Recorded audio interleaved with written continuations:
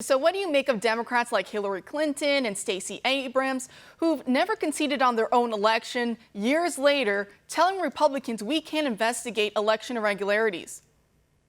You're exactly right. I mean, the Democrats have delegitimized President Trump from the very beginning. So there's really no surprise to anybody that here we are, less than 4 or 5 days after the election, where we still have states that haven't even finished counting their votes yet.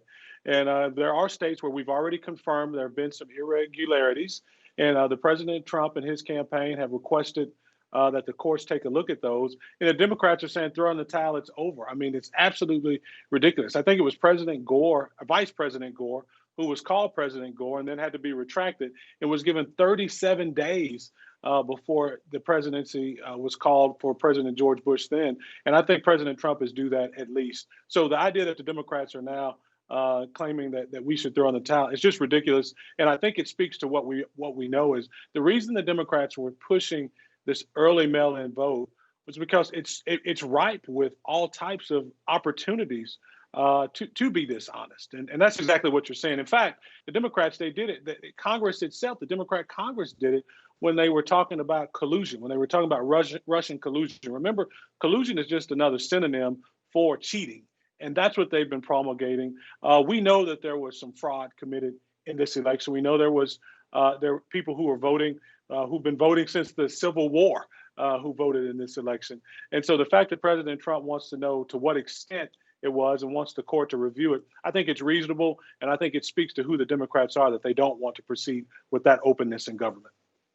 We have this huge gap now when it comes to people and the people's faith and trust in our institutions, in our systems. I think a lot of that, of course, comes down to how Democrats have been conducting themselves now for many, many years. And so we look at these polling numbers, I believe, from Morning Consult. 70% of Republicans are saying this election wasn't fair, it wasn't free.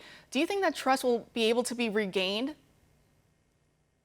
Well, let me say this first. We know I've been Republican nearly all my life, and a healthy suspicion of government is fair and it's right. And there's a reason that our forefathers crafted the Constitution that they did was A, to protect the rights and liberties of American citizens, but also to instill a sense of comfort and trust in the government. The problem is you've had activist courts like that in Pennsylvania who moved the election date. Our forefathers said on the first Tuesday of November, Americans would come together and elect the president of the United States. They didn't say, well, maybe the Friday after, maybe 4 or 5 days, 6 days after. That's not what they said. They said the Tuesday after the election, the first Tuesday in November, we should know who the president is. And when you start monkeying and toying with the Constitution itself, that's when people lose distrust. And so I think it's really activist courts and this Democrat regime who's now silencing Republicans who are saying, wait, let's count the votes. Let's make sure that every legal vote is counted. I don't know who could have a problem with that other than someone